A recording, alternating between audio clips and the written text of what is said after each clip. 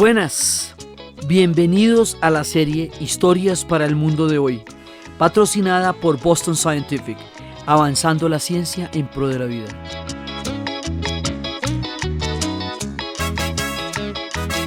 Hoy, en nuestras Historias para el Mundo de Hoy, vamos a tener uno de los capítulos más fascinantes, contrastados, acción, suspenso, intriga.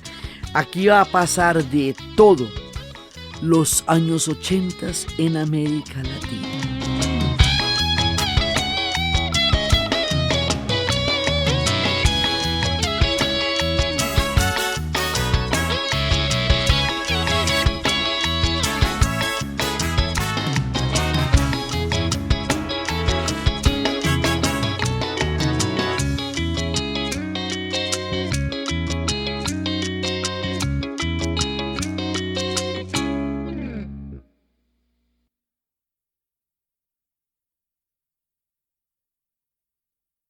Entonces, son años claves.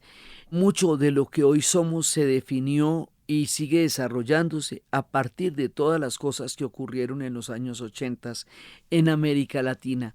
Pasó absolutamente de todo.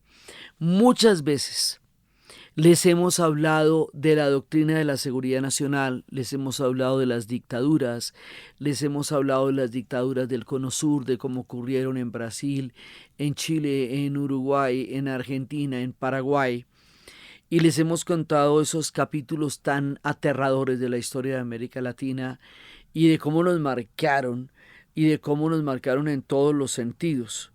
Y lo que eso fue como parte de la Guerra Fría. Acuérdense que la Guerra Fría llega a Europa por la división de Alemania, llega al Asia por la Revolución China y a América Latina por la Revolución Cubana. Entonces, pasados todos estos episodios tan absolutamente escabrosos y oscuros de nuestra historia, ¿cómo nos salimos de ahí? ¿Cómo fue que terminamos la era de las dictaduras? ¿Cómo fue que llegamos a las democracias? ¿Cómo fue que llegamos a esta nueva etapa de América Latina que va a surgir en los 80s, donde va a pasar desde la democratización, desde la urbanización de un mundo que antes era rural, desde la creación de una nueva demografía y una nueva distribución cultural e histórica, hasta la deuda, que se considera la década perdida porque económicamente fue muy complicada, pasando por el surgimiento del feminismo, de todo un mundo indígena organizado, sindical, una nueva etapa también en los derechos humanos, una nueva etapa en la cultura, el rock en español, el rock en tu idioma, que va a ser un determinante cultural que nos va a dar una forma de identidad y un lugar en el mundo, desde Soda Stereo y Charly García. Todo eso va a pasar en la década de los 80 y el narcotráfico. Yo no quiero volverme tan loco, yo no quiero vestirme de rojo, yo no quiero morir en el mundo. El narcotráfico sigue siendo una variable histórica de la cual no hemos podido salir en la historia actual y todavía tiene unas determinaciones muy importantes en la geopolítica de la época. De todo como en botica, todo va a pasar en los años 80. Escucho el beat de un tambor entre la desolación de una radio en una calle desierta. Están las puertas cerradas y las ventanas también. ¿No será que nuestra gente está muerta? Presiento el fin de un amor en la era del color. La televisión está en las vidrieras. Toda esa gente parada que tiene grasa en la piel no se entera ni que el mundo da vueltas. Yo no quiero meterme. Entonces procedamos. Nosotros todavía somos muy jóvenes en esa época. Viene una cultura popular vibrante que se va a dar a través de la música, de la televisión, una cantidad de esperanzas de generaciones en crisis que no habían atravesado sino momentos muy duros. Pero va a ocurrir una cosa en el plano geopolítico que en últimas va a terminar permitiendo el fin de las dictaduras. Escucho un tango y un rock y presiento que soy yo y quisiera ver al mundo de fiesta. Veo tantas chicas castradas y tantos tontos que al fin yo no sé si vivir dándoles cuesta. Yo quiero ver muchos más delirantes por ahí bailando en una calle cualquiera. En Buenos Aires se ve que ya no hay tiempo de más. La alegría no es solo brasilera, no mi amor. Yo no quiero vivir paranoico. Yo no quiero ver chicos con odio. Yo no quiero sentir esta depresión. También es un momento en que la Guerra Fría empieza a ceder. El rigor de la Guerra Fría va a empezar a ser cada vez menos estricto porque ya vamos para la perestroika.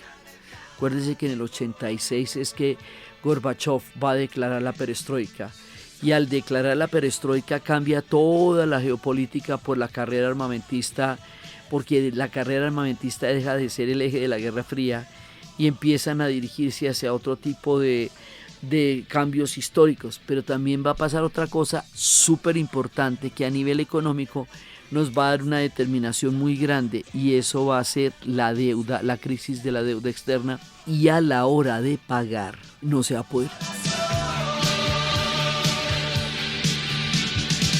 Yo no quiero esta pena en mi corazón.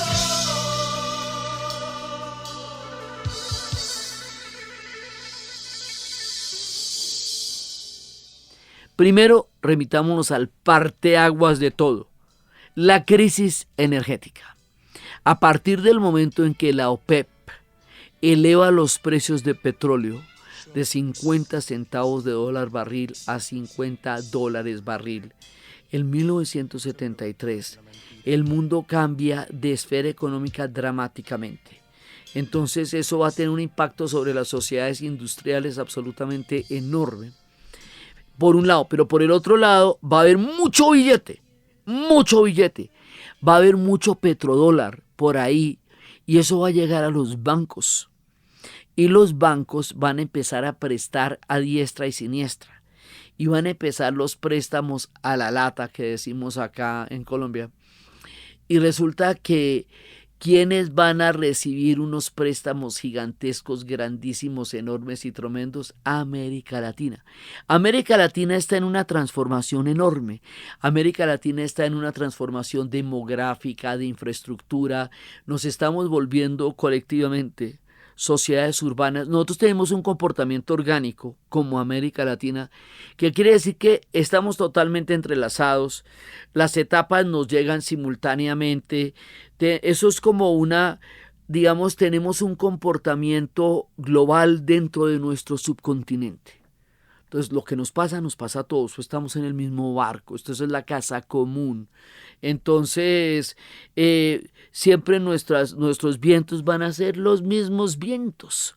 Entonces, América Latina se mete una endeudada muy grande porque nosotros estamos haciendo grandes transformaciones aquí. Estamos volviéndonos urbanos masivamente. Acuérdense que en América Latina hay un fenómeno que se llaman las megalópolis, y es que de pronto hay ciudades del tamaño de países como Sao Paulo, sí, que eso uno dura 20 minutos desde el aire antes de llegar al aeropuerto solo recorriendo ciudad. Como Ciudad de México, pues la locura. Ciudad de México hoy tiene 27 millones de habitantes, Sao Paulo tiene algo parecido, sí, y Buenos Aires, que es la mitad del país, pues es que es un país dividido en dos, Buenos Aires y lo que llaman el interior. Buenos Aires, el Gran Buenos Aires y el Buenos Aires, digamos, metropolitano, y el resto de la Argentina, que es lo que ellos llaman el interior.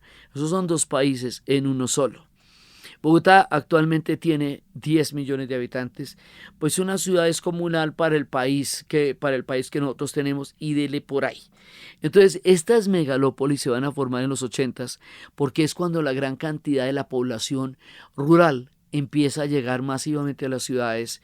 Eso también va a hacer que surja la literatura urbana, que surjan otras narrativas. El boom se ha consolidado como una presencia latinoamericana en el planeta a partir de la literatura, y esto nos va a llevar en 1982 a que Gabriel García Márquez se gane el Premio Nobel de Literatura por 100 años de soledad y toda su obra. Y una vez más recomendamos aquí la lectura de La soledad en América Latina, que es tal vez una de las mejores descripciones de nuestra lucha por encontrar una identidad, tanto en lo histórico y en lo cultural como en lo político.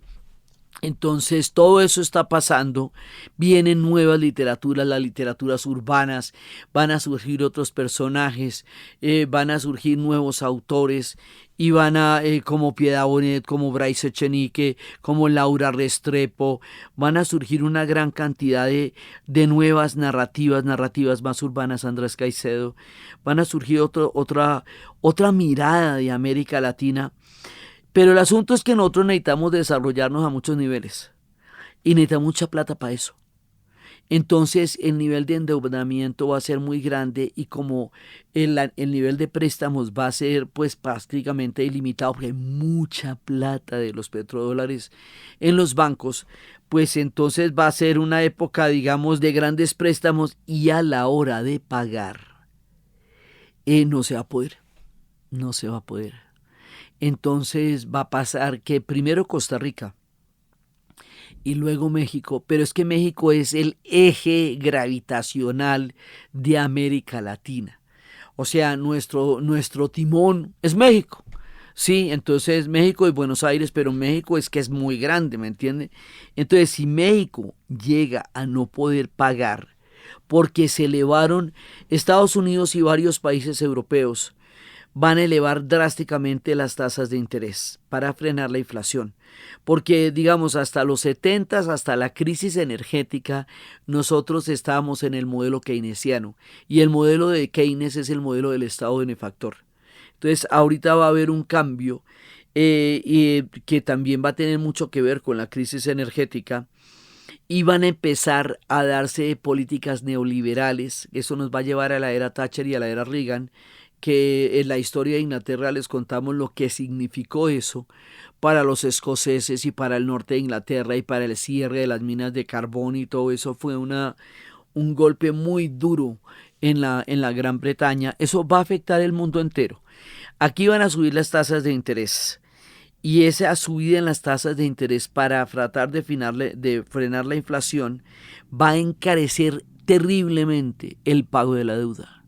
Y al encarecerse el pago de la deuda y al caer los precios de las materias primas y al reducirse los ingresos y los precios de exportación en América Latina, pues ya va a ser más difícil cumplir la deuda que se había adquirido en épocas de grandes bonanzas.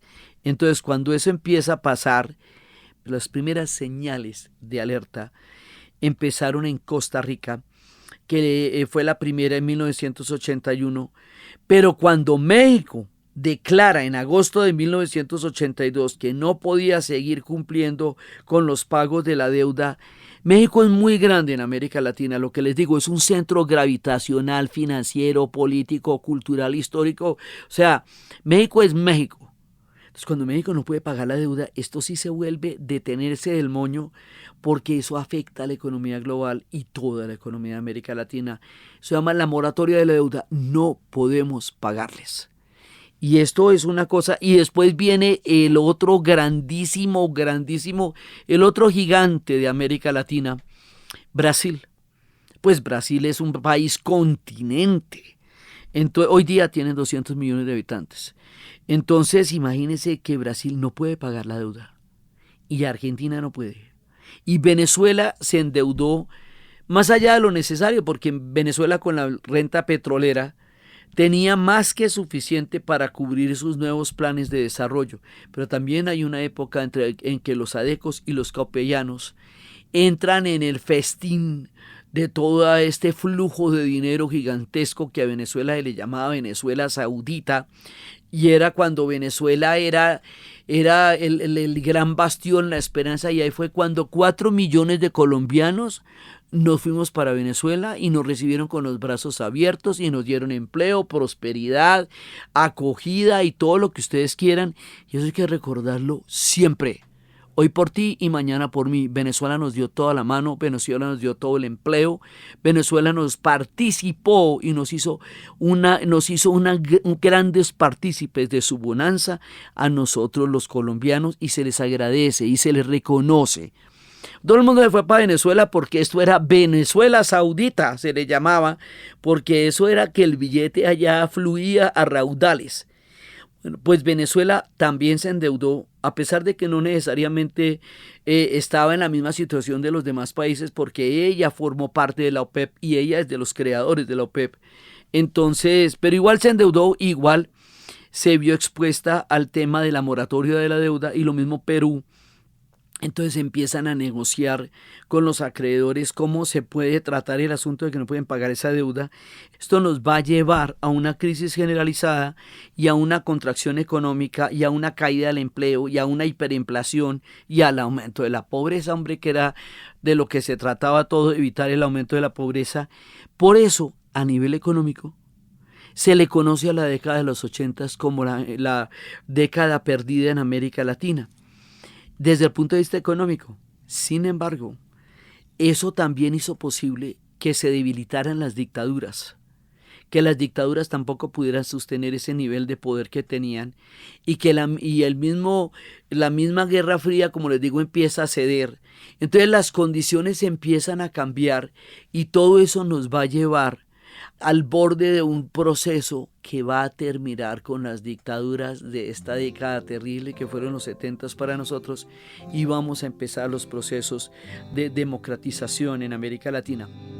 Con represión viste un saco azul triste, vive como pidiendo perdón y se esconde a la luz del sol. Sabe, no hay nadie que lo ame. Las balas que la gente tiene lo asesinaron de pie.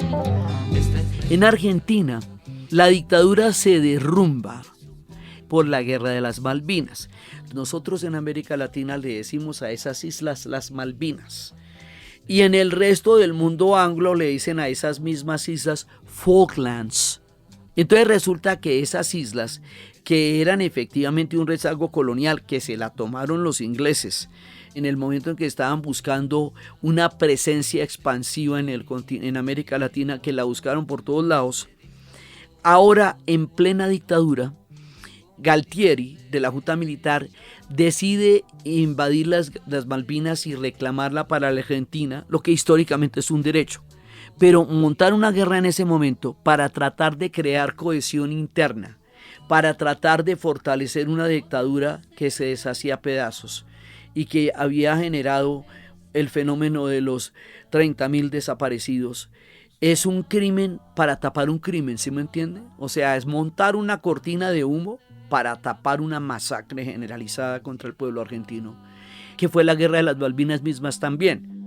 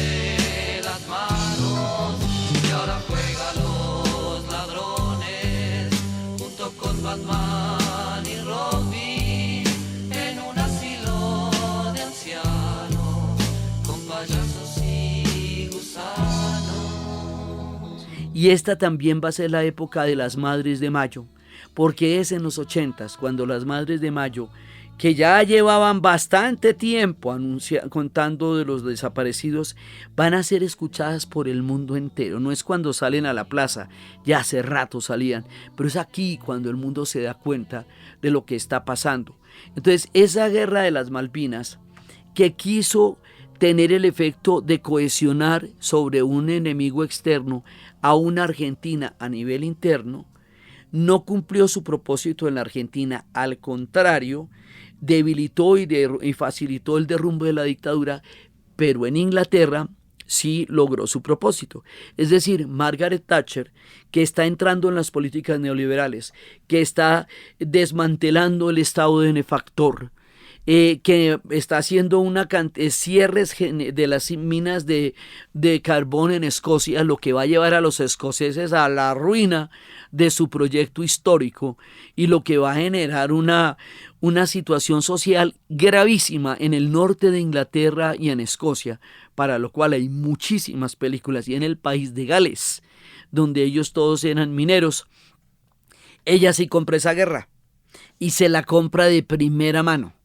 Dice, listo, yo les juego a toda la guerra como van a hacer, y les manda toda la armada. Y la armada inglesa, pues es la armada inglesa. Entonces esto es pelea de toche con guayaba. Entonces realmente Argentina no ganó ni un solo día, ni una sola batalla, ni media hora, pero les hicieron creer por los fake news que siempre han existido. En esa época toda la prensa les hizo creer que estaban ganando una guerra que nunca ganaron, y que estaban enfrentando una guerra, realmente estaban enfrentándose a un imperio caído, viejo, ruido, pero imperio al fin, que tenía de todas maneras y sigue teniendo una armada colosal. Entonces, la guerra de las Malvinas reencaucha a la Thatcher, le permite ejecutar sus políticas neoliberales a discreción, la hace reelegir, le da todo el peso político que quería la dictadura para sí misma, ¿sí? Y se le vuelve pues the Falklands, y la dictadura en cambio sí se derrumba por esto, porque el pueblo argentino, cuando se da cuenta que perdieron la guerra, que nunca la habían ganado, que un día entero de dotación, ellos donaron un día de su salario para poder sostener a los muchachos en el frente. Ese salario nunca llegó a los muchachos en el frente. Los muchachos en el frente murieron de frío, sin dotación, con tenis. Y la Junta Militar se quedó con las donaciones del pueblo argentino. Cuando el pueblo argentino pudo evidenciar eso, esto fue el desprestigio de la dictadura y cayó a pedazos la dictadura argentina, y las Madres de Mayo mostraron sus razones históricas. Las Madres de Mayo tenían razón. Entonces, en ese momento se va a universalizar ese clamor de los desaparecidos en la Argentina. Entonces, cae la dictadura en la Argentina.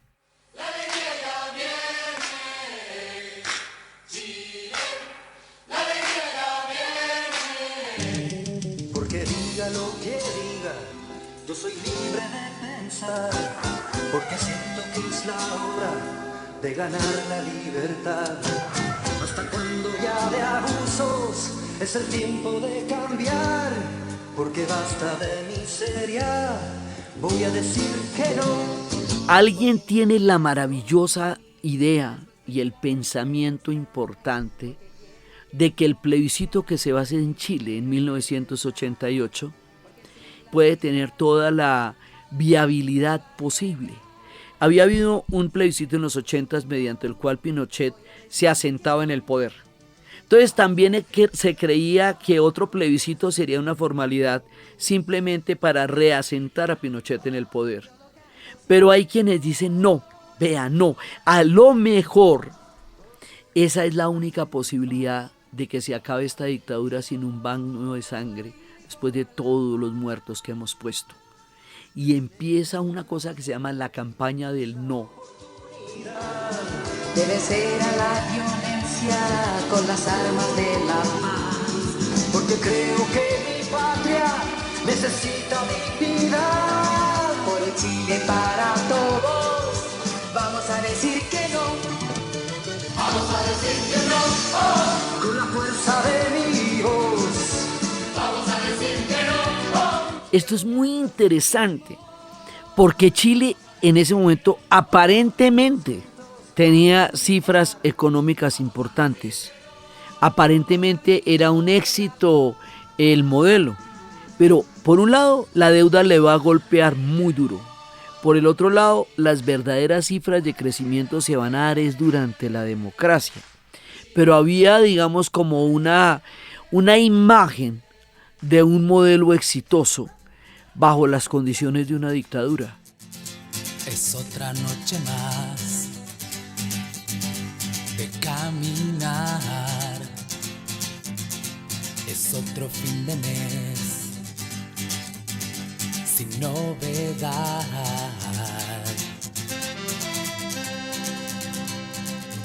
Entonces, aparentemente el modelo había funcionado, pero entonces había que contarles por qué era importante la democracia. ¿Para qué van a necesitar democracia? Entonces les dan 15 minutos diarios. Si bueno, a ti no te dan ganas de poder decidir cómo y quiénes te van a gobernar. Únanse al baile de los que sobran. Nadie los va a echar de más. Nadie los quiso ayudar de verdad. Al otro día, oye, ¿tú no tienes ganas de poder expresarte en tu desacuerdo con las medidas que se toman? Al otro día le decían, oye, ¿tú no tienes ganas de poder proponer otras alternativas políticas distintas a las que hay? Y todos los días daban una pildorita de por qué es importante la democracia, de por qué se necesita. La democracia puede tener todas las diferentes fallas del mundo, pero permite que la gente se exprese, y la dictadura no. O sea, en una dictadura es que usted no puede decir ni mu, ¿me entiende? No existe la posibilidad. A usted lo pueden arrestar, detener, desaparecer, matar, encarcelar sin juicio previo, sin habeas corpus. Desaparecen los derechos. Entonces, para empezar a volver a meter en la gente la idea de la democracia, y una campaña que se hizo desde lo publicitario. Porque decían y tenían jingles, Chile, la alegría ya viene. Y era todo los prisioneros de Chile dicen muevan las industrias, hablan del baile de los que sobran, de toda la gente que queda excluida de ese modelo neoliberal a rajatabla que socialmente deja mucha gente por fuera. A otros les enseñaron las cosas que atinó, a otros dieron de verdad eso que llaman educación. Únete al baile de los que sobran. Bajo los zapatos, barro más cemento. El futuro no es ninguno de los prometidos en los 12 juegos. A otros le enseñaron secretos que atinó. A otros dieron de verdad esa cosa llamada educación. Ellos pedían esfuerzo, ellos pedían dedicación. ¿Y para qué? Para terminar bailando y pateando piedra. De los que sobran, nadie los va a echar de más. Nadie los quiso ayudar de verdad.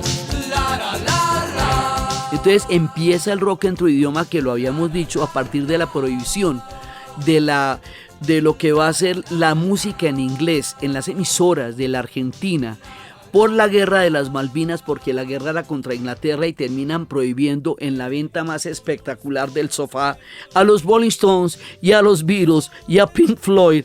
Sí, que Kino decía, pero ¿qué culpa tienen los Beatles?, decía Mafalda, de la guerra de las Malvinas. Les da la locura a los militares por prohibir el rock en inglés, la música en inglés en las emisoras. Bueno, el rock inglés, imagínate tú, eso es el género mismo, ¿sí? Y el rock gringo.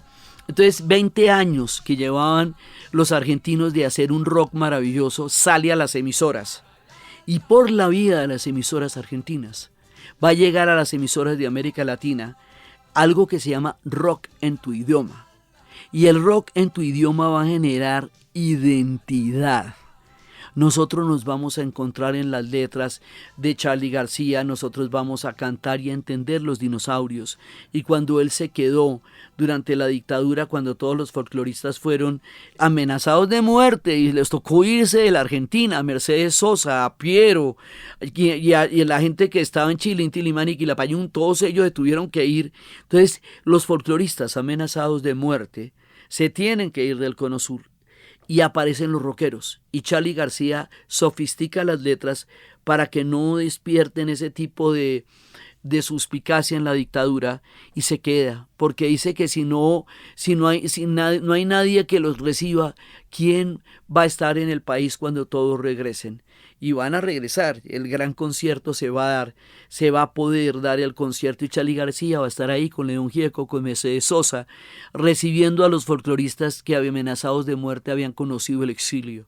Entonces viene el rock y resulta que los argentinos tienen un caudal de música absolutamente impresionante para darnos y nos inspiran a todos. El rock argentino nos da identidad. Ellos lo llaman rock nacional porque es de ellos. Nosotros lo llamamos rock argentino y ahí sale uno de los fenómenos más impresionantes de la historia de la música en el continente, Soda Stereo. O sea, esto es, mejor dicho, un parteaguas a partir del momento en que Cerati aparece en nuestras vidas. Caminar entre las piedras hasta sentir el temblor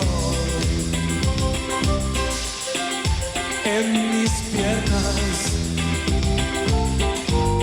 A veces siento temor, lo sé, a veces vergüenza.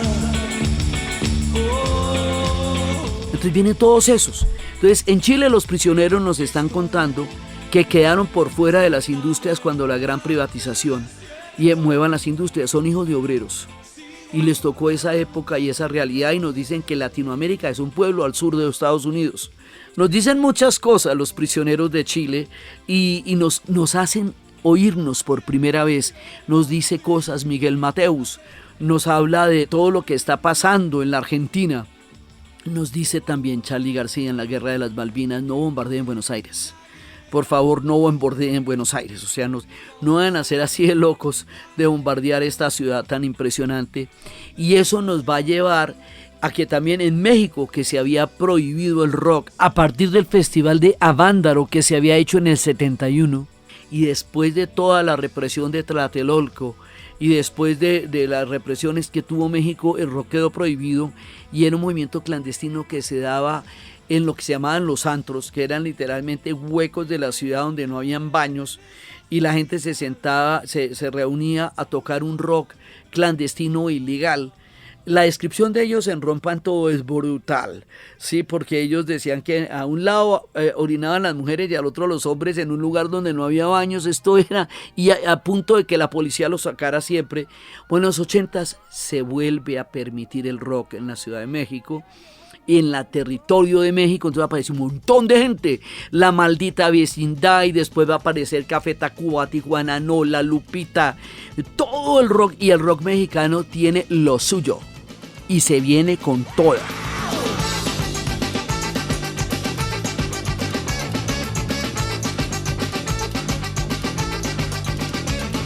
No sé cómo te atreves a vestirte de esa forma y salir así. En mis tiempos todo era elegante, sin creyudos y sin rock. ¡Hey, va! Fuiste pachuco, también te regañaban. ¡Hey, va! Bailabas mambo, tienes que recordarlo. Entonces viene y en el Tri de Chile y empieza todo el movimiento, y aquí llegan los Aterciopelados. Cuando no había ni esperanza, ni luz, ni día, llegan los Aterciopelados y nos iluminan con su música. ¿De qué manera? En esta generación, en los 80s.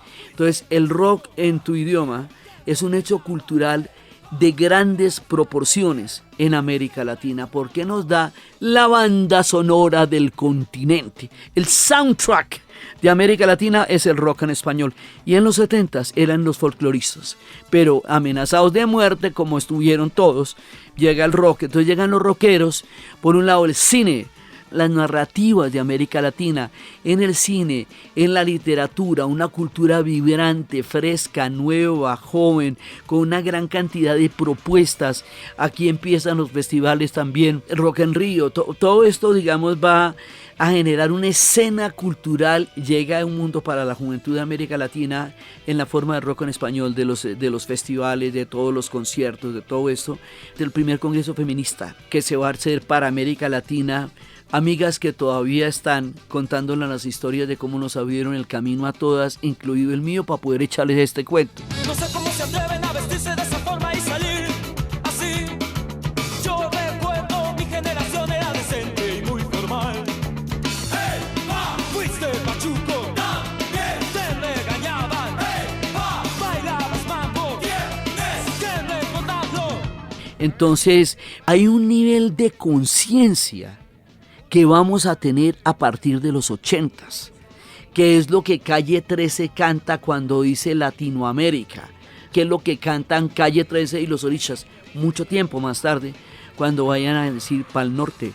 O sea, toda esa narrativa musical, poética, histórica, que hoy nos define y nos caracteriza, va a surgir en los 80s, con Rock en tu idioma.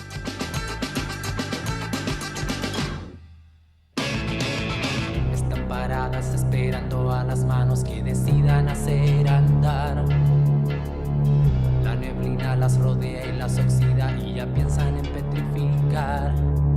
Las industrias, muevan las industrias.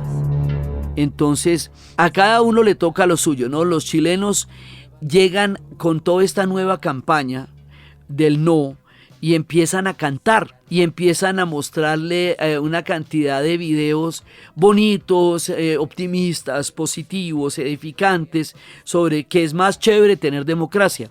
El plebiscito tiene una pregunta: ¿usted quiere que Pinochet se quede en el poder por otros años? ¿Sí? ¿O usted no quiere que Pinochet se quede en el poder más tiempo? ¡No! Entonces la campaña era la campaña del no. Inclusive tuvo muchas críticas cuando empezó, porque decían que parecía algo light, banal. Eso no es light ni es banal. Yo me acuerdo que los fierros que tumbaban y chocaban en el patio de la escuela.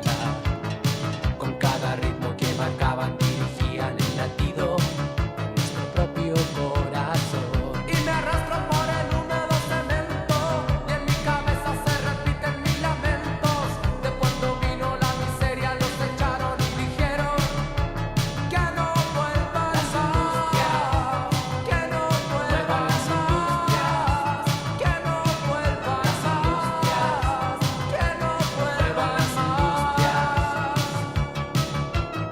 Voy a llegar a la máquina, todo es oscuridad.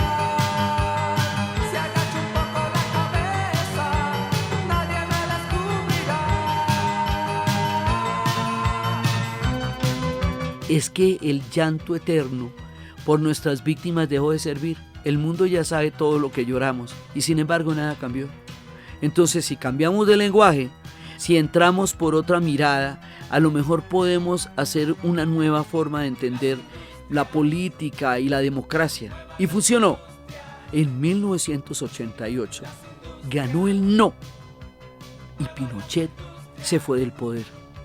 Después de una de las dictaduras más largas, sangrientas y aterradoras del continente, él aceptó irse y llega la democracia a Chile, y ellos sí, mejor dicho, ya se les había olvidado con qué se comía eso. Entonces esto es una explosión cultural absolutamente impresionante, con un pueblo que sabe cantarse, que sabe mostrarse. Sí, y que también tiene 2 premios Nobel, ¿no? Recuerden, Gabriela Mistral y Pablo Neruda. Todos los chilenos florecen en esa época. Ando com minha cabeça já pelas tabelas. Claro que ninguém se toca com minha aflição. Quando vi todo mundo na rua de blusa amarela, eu achei que era ela puxando um cordão 8 horas e danço de blusa amarela. Minha cabeça talvez faça as pazes assim. Quando ouvi a cidade de noite batendo as panelas, eu pensei que era ela voltando pra minha cabeça de noite batendo panelas. Provavelmente não deixa a cidade dormir. La cosa en el Brasil es ardua, porque en 1985 cae la dictadura. Recuerden que Brasil fue el primer país con la doctrina de la seguridad nacional en el golpe de 1964 contra João Goulart. Van a tener como la primera muestra de lo que significa eso. Y entonces la dictadura va a caer en 1985 Luego, más adelante, en 1988 va a haber una nueva constitución. En 1989 va a haber elecciones. Y el primer presidente electo, porque Tancredo Neves iba a ser un presidente de transición, pero se les muere como en la puerta de la transición. Y luego sube Collor de Mello. O sea, de aquí a que nos echemos unas elecciones directas, es decir, que la gente vaya a votar a las urnas y no a través de cuerpos colegiados, nos vamos a gastar hasta el 89. Eso es un tiempo largo teniendo en cuenta que la dictadura subió al poder en 1964. O sea, del 64 al 89, al largo trecho. ¿Por qué les digo esto? Porque cuando la gente le desprestigia la democracia, en Colombia decimos bajarle la caña. Cuando la gente le baja la caña a la democracia y la torpedea por todos lados, pues viene una dictadura y usted se puede echar 20 o 25 años suave antes de volver a tener elecciones. Eso es importante tenerlo en cuenta. Entonces, por eso Chico Buarque cantaba esta canción de Pelas Tabelas, diciendo que él esperaba que aparecieran las blusas amarillas, las camisas amarillas, que era el símbolo de la democracia directa. Se llama directas. Solo se decía esa palabra, directas. Y es: queremos una democracia abierta, sin restricciones, donde todos podamos votar. ¿Sí? Directas. Eso se le demora. Y eso finalmente va a llegar hasta 1989, las elecciones. Y es cuando en 1990 va a subir Collor de Mello. O sea, Brasil no tiene democracia sino hasta 1990. Oye, se nos fue el siglo XX ahí, ¿sabe? Minha cabeça já tem uma baixela. Claro que ninguém se toca com minha aflição. Quando vi todo mundo na rua de blusa amarela, eu achei que era ela puxando cordão 8 horas e danço de blusa amarela.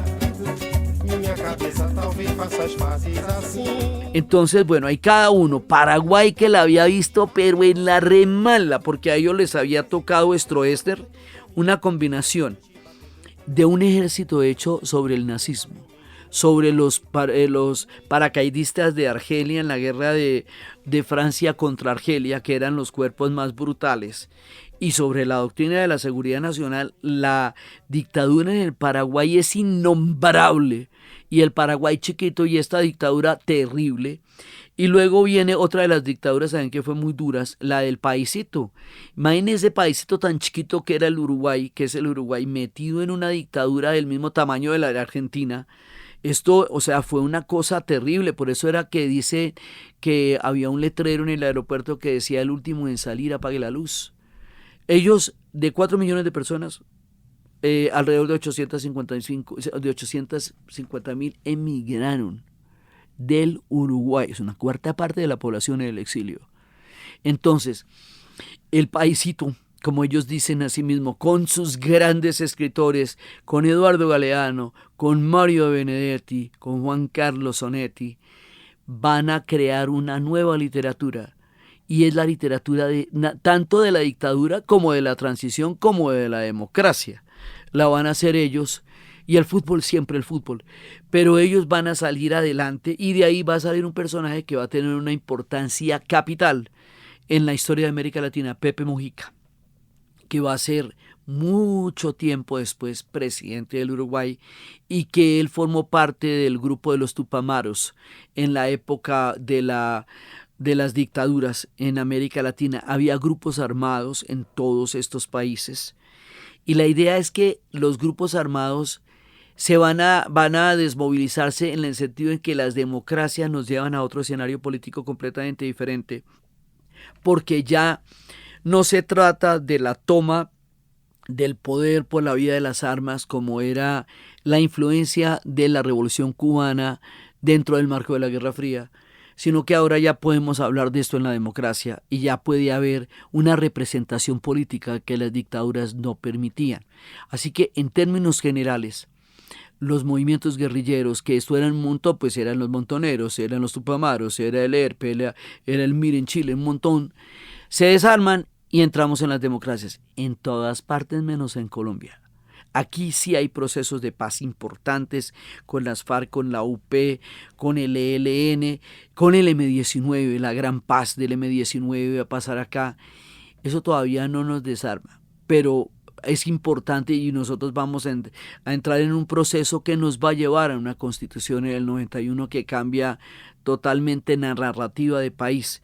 Pero no es que a nosotros no se nos acaban las guerrillas, eso todavía no, pero en el resto de América Latina sí, en el resto del continente sí va a pasar eso.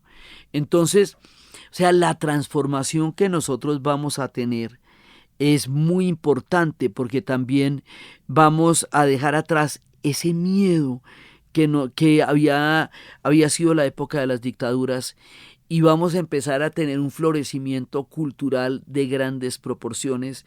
Y en esa medida yo te digo, si económicamente hablamos de la década perdida, cultural, política, socialmente estamos hablando de un país, de un continente que florece. La pobreza sigue porque las condiciones económicas son duras, pero culturalmente hablando nosotros nos vamos a meter en una jugada maravillosa que va a ser ese tiempo de los 80s y de los 90s.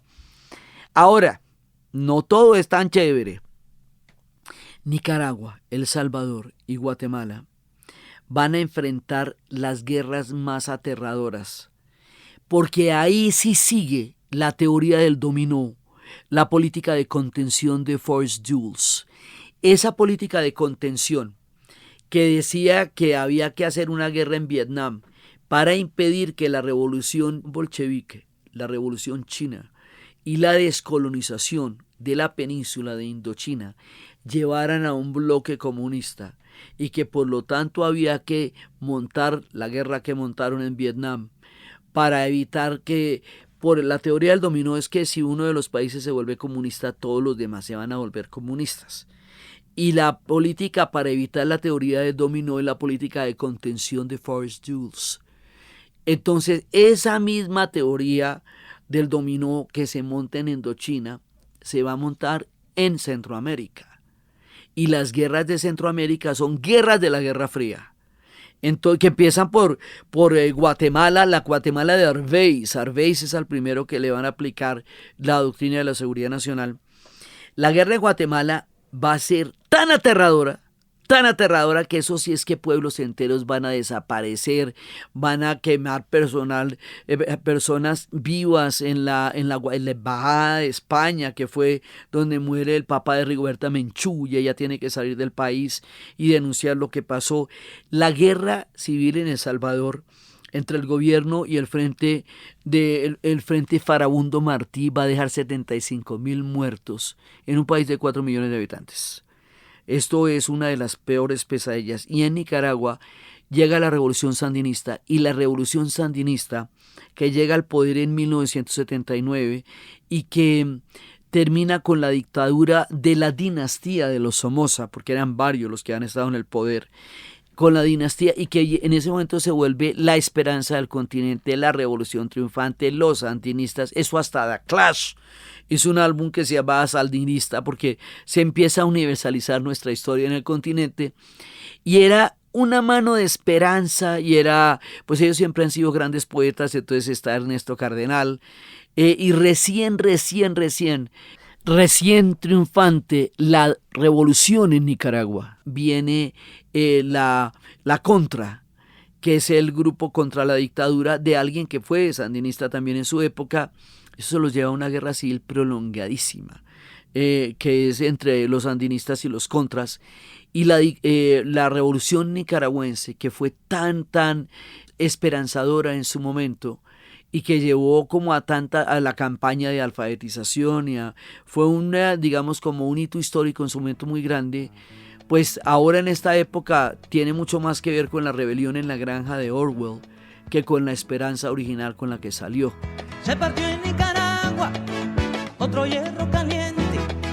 Se partió en Nicaragua otro hierro caliente. Con que el águila daba su señal a la gente. Con que el águila daba su señal a la gente. Se partió en Nicaragua otra soga con cebo.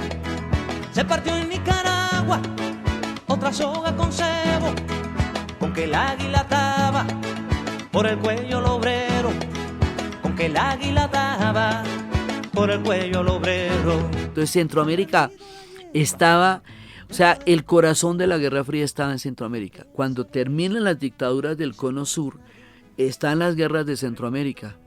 Y eso es hasta que se acabe la Guerra Fría. Sin embargo, el proceso de Esquipulas va a empezar por decir, un momentico, nosotros, Oscar Arias y toda la gente que está en Esquipulas desde Costa Rica dicen, esta guerra la tenemos que acabar nosotros, porque si no, no se va a acabar.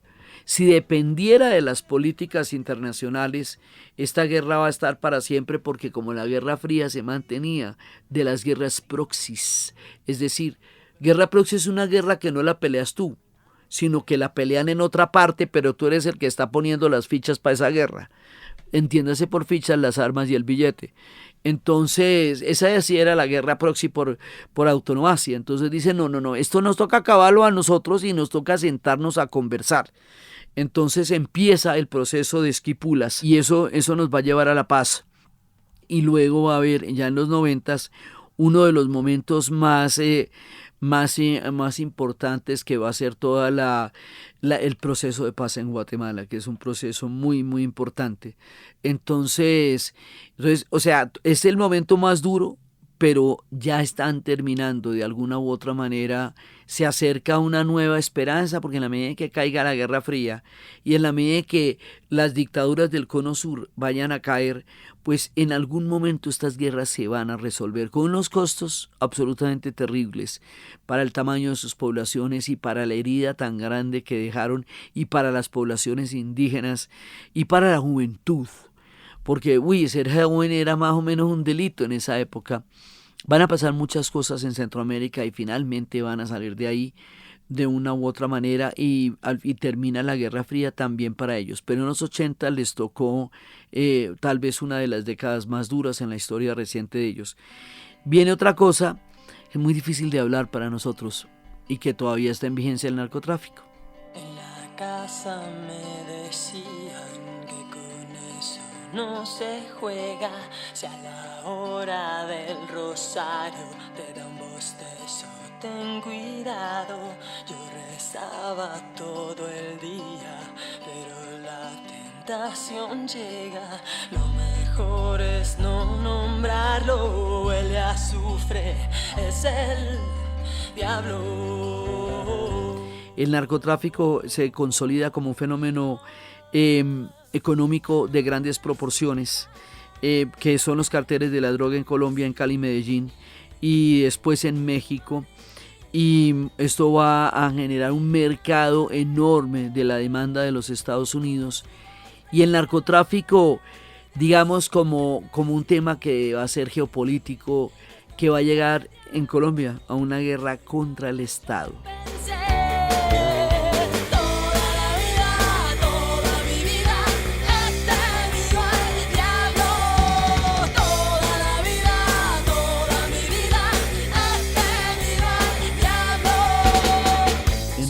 Dado el cartel de Medellín le declaró la guerra al Estado colombiano, y ese fue uno de los momentos más difíciles, porque fue cuando esa guerra fue a bombazo limpio, y fue contra la sociedad, y fue contra todo el mundo, contra la sociedad civil, contra los jueces, contra los periodistas, contra los directores de periódicos, contra todo el mundo.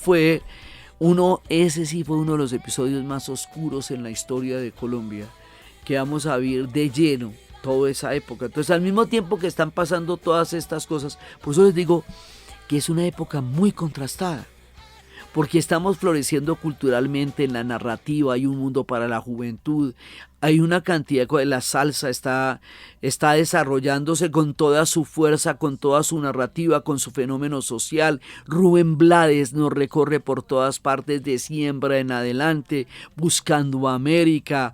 Nosotros estamos creando esa identidad de la que siempre estamos hablando.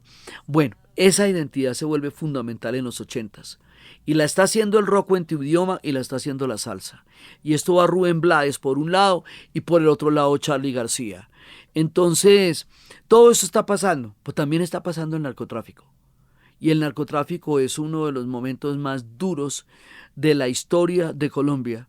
y va a tener unas repercusiones mundiales y nos va a desprestigiar en el resto del planeta y va a ser muy difícil viajar con un pasaporte colombiano durante los años 80 y 90. Eso va a ser muy... Pues pregúntele a Sistema Solar, ¿sí? Que más adelante haría canciones sobre lo que significa ser un colombiano en un aeropuerto. Entonces, todo esto está pasando en los 80. Pero a la final, las transiciones de los 80 determinan mucho lo que hoy día es América Latina. Entonces, nosotros vamos a tener una transformación gigantesca en todos los niveles durante esta época, y es cuando empiezan como los grandes proyectos de desarrollo, pero está también la deuda y todos los grandes proyectos sociales, pero también hay un empobrecimiento por la deuda y los grandes fenómenos culturales y el fin de las dictaduras pero también las guerras en Centroamérica y el retorno de la democracia. Entonces, los 80s en América Latina cambian nuestro eje gravitacional y nos van a llevar a los grandes procesos de paz, los grandes y ejemplarizantes procesos de paz para el planeta, y también nos van a llevar a la era de las privatizaciones. Y porque viene la doctrina neoliberal que se está montando en la Inglaterra de Margaret Thatcher y en los Estados Unidos de Ronald Reagan, y eso eventualmente va a llegar acá. Y aquí va a llegar en la forma de las privatizaciones y de las políticas neoliberales, que siguen siendo un cuestionamiento y un punto del mayor debate en el destino, en las economías y en las perspectivas políticas de América Latina. El debate sigue siendo ese. Entonces, estas son algunas de las muchas cosas que van a hacer que la década de los 80s sea una de las décadas más importantes en la formación de lo que hoy es América Latina. Y esto es parte de las historias para el mundo de hoy en nuestra serie, en la que les estamos